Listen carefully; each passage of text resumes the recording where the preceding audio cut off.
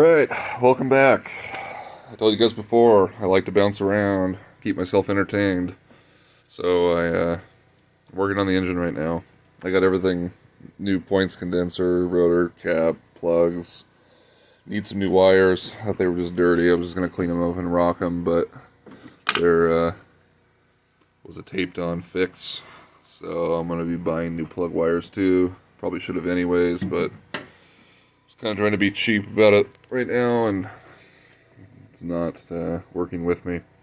So I acquired a Weber and an adapter from two separate people, and I'm looking at being in the Weber conversion about 35 bucks. But the one issue with this carb that I got, he said it was for a Datsun. He was a Subaru guy, runs first and second gen brats. His buddy gave it to him, said it was off a Datsun. The thing is I mean, this obviously pulls that way, and the carb I have comes and pulls this way.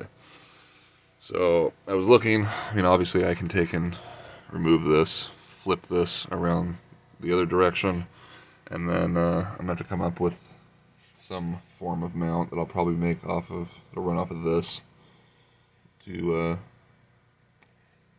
hold it, and then pull from this direction. Shouldn't be that big of a deal. I'm going to make it work because I'm going to save myself $375 doing it this way. So we'll improvise and come up with something. But while I had everything apart, I decided, I'm going to clean it. It was pretty gruesome. Put that down there. And I acquired some stuff from work. It's called the oil eater. We use it on the floors. It's kick-ass. It even pull grease out of your clothes if you let it soak long enough. And I got a little bottle of that, and but it works pretty awesome. I mean, this side of the engine bay was thrashed. This leaks like terrible, so I have a new gasket for it. As you can see, I mean, that's what's under everything. That was just a little bit of spray and came right off.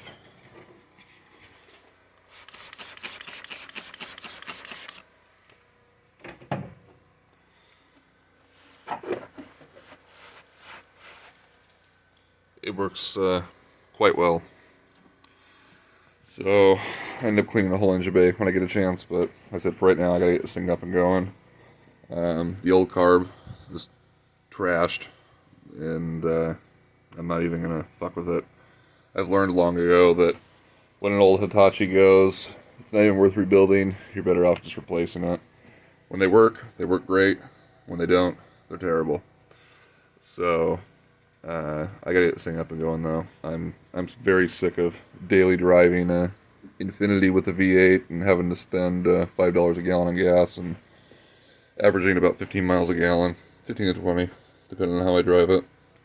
So I'm gonna start blasting on this and get mechanical stuff done, so I don't have to worry about it, and I can continue back on with visuals and suspension and everything else. So I'll be back. Alright, I'm going to show you guys a cool trick. I don't know if many people know this. You may not, but it's helpful advice. So I make about 99% of my gaskets that are physically possible. And one good way you can do this, take a piece of paper. I just have this taped down because it isn't really holding very well. So I can show you guys this. You can take a pencil and just kind of start buzzing this thing across, and it'll make a perfect outline of what you need to make.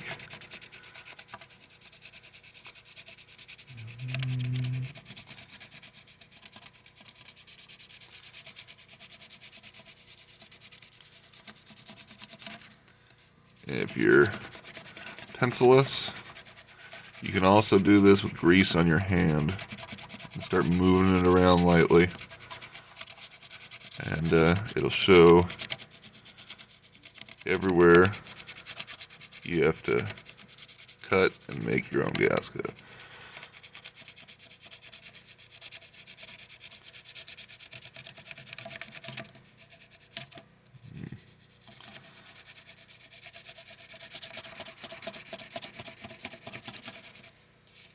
gives you a general idea. Like I said, if I wasn't holding a camera right now, it'd make it a lot easier. But there's your general, what you have to make. You can go to pretty much any parts store and buy rolls of gasket material. I mean, for as cheap as you can get it, I mean, even just something for like your thermostat housing is like $2, $3. You can buy a roll to make 100 of them for like $8, and it's all simple like that. So, good, easy idea. Okay, so I redid it so I could get it better and it wasn't floating around. But that shows you, I mean, it's pretty easy. And then what I'll do is I'll take and set this on top of the gasket making material and basically just trace it on, and it'll leave an indentation, and then you can just trim and cut everything out around that and make an almost perfect gasket. Good enough that'll work, and like I said, it saves you massive money in the long run. So I'll get on that real quick, get that done, start getting the Weber on. Okay, so after you get this traced, I didn't even tape this to the gasket material. All I did was basically just hold it on, and then you want to use a duller pencil. You don't want something with a really sharp tip, otherwise it will tear through the paper and it makes life hell. So something, I mean, if you have to, just take and kind of spin it on some cardboard or on something so to just dull it out, and then just run a line, push fairly hard around. I mean, obviously not hard enough for you to break the pencil, but enough where you'll actually leave an indentation under this. And I went through and then just retraced. I mean, it's kind of hard to see. I mean, obviously, it's depending on your lighting, it's kind of difficult to see, but if you push hard enough, you'll leave a ridge where you can actually drop your pencil in and just kind of lightly follow around. But, I mean, this took me 45 seconds to do, and that's a perk too. If you need a gasket, you can make it right then and there. You don't have to go anywhere. You have everything to make it, and it's nice. So I'll get this cut out, get it on, and start getting the Weber together. Okay, gasket's on. It's not 100% perfect, but it'll fly. And then I know this is frowned upon by many people. I put a little bit of Permatex on this, because I've had issues in the past with these, especially these two-piece Weber carbs adapters. They leak, and after doing this, I've never had an issue. I mean, it's just enough to lightly coat this, and helps adhere to both the intake and the adapter, and you can see it's barely sticking to it. It's just enough. So start getting this thing on. Alright, so it's been a pretty busy day and a half. I, as you can tell, did a quick cleanup on the engine compartment. Looks a lot better. I used the oil eater that I borrowed from work. I just hosed the entire thing and let it sit for about 15 minutes, and then just blasted it with a garden hose, and that's the way it came out. And engine-wise, when I had everything apart, I cleaned it and made it nice and pretty. And the Weber I was going to put on there something was up with it. It did not like this engine. The engine did not like it. I actually thought I lost a cylinder the way it was running. It was running like absolute garbage. The engine was shaking, and it was gnarly. So I ended up pulling the carb off of another one of my cars, and the linkage set up, and the cable I used was from a B210, because I didn't like the funky setup it had going on here, and it was just easier to use this. So that screws right on and works. So if you're going to a Weber conversion, I highly suggest finding a throttle cable for a B210. What else? I gotta make an EGR cover, but it's so clogged that there's no vacuum leak or anything going on. And that's what I'm going to use that terrible rear bumper for. I'm going to cut that apart and make the EGR cover. And then I was looking at this. I saw this all bound up after I got everything cleared out, all the pine needles and everything, and started looking, where the fuck does this go? Well, it goes back in to the glove box, and there's a toggle switch, and then the wires run down to the ass end of the truck. and it hooks to the passenger side rear light. And so apparently he couldn't get power to it, so he toggle switched it from the battery.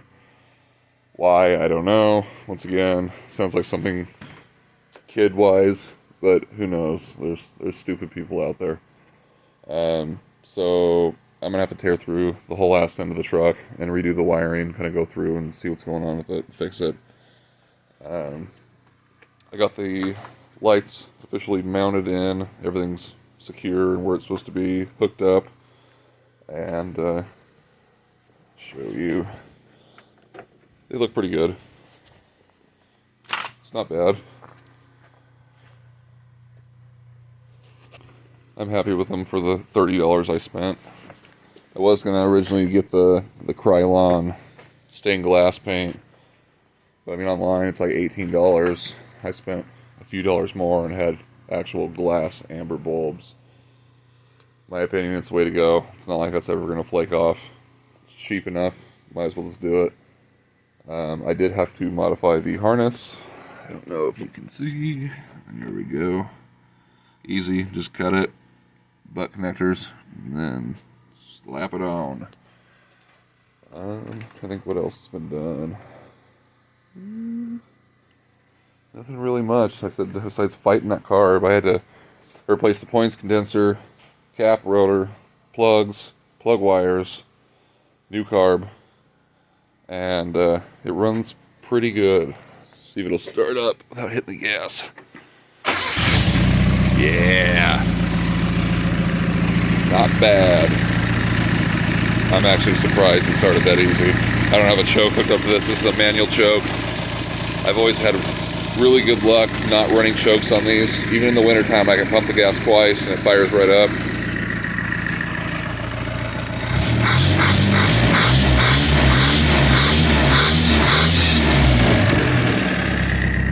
Way better than what I had. That other carb, like I said, I thought I lost a cylinder. This thing was just shaking back and forth. It was pretty hardcore. So I'm glad switching a carb made the difference that it did. I'm gonna go take this thing for a test drive tomorrow and see if it drives any better. Since I kind of went through the suspension and I didn't see anything in the front that was crazy, but when I was driving this thing home, it felt like it was going to shake apart. And I'm kind of leaning towards carrier bearing, or maybe there's something in the front suspension that I missed. I'm not 100% sure, but tomorrow I'm going to dig deeper into that. And really hoping to pull that bumper so I can get the grill in. I got to finish that one ring, but I mean, that's half an hour, and I can have it together and not have to worry about that anymore. I'm kind of debating on the flares. The more I look at it with no flares, I kind of like it. Kind of thinking maybe going and getting a fender roller and rolling and pulling the fenders. And I don't know. I don't know. I'm going back and forth with it right now. But either way, it'll be cool when it's done. For the money I'm in it. But so like I said, tomorrow I'll take a video of the drive. And you guys can experience the terribleness or the greatness. You never know. The one thing that makes me think it may have been the wheels and tires is there was no balancing. Like it was just tires thrown on wheels. There was no weights. There was no nothing. And I mean, it's pretty crazy to take and find a wheel that's 20 plus years old that doesn't take a weight. So that's kind of what my hope is maybe the wheels weren't weighted correctly or weren't weighted at all, and it was causing an off balance and was shaking the shit out of the truck. But like I said, I'm unsure. So we'll find out tomorrow. I'm gonna take and get this video together, post it tonight, and then probably Sunday night or Monday I'll have the drive video and more progress on the truck. So stay tuned.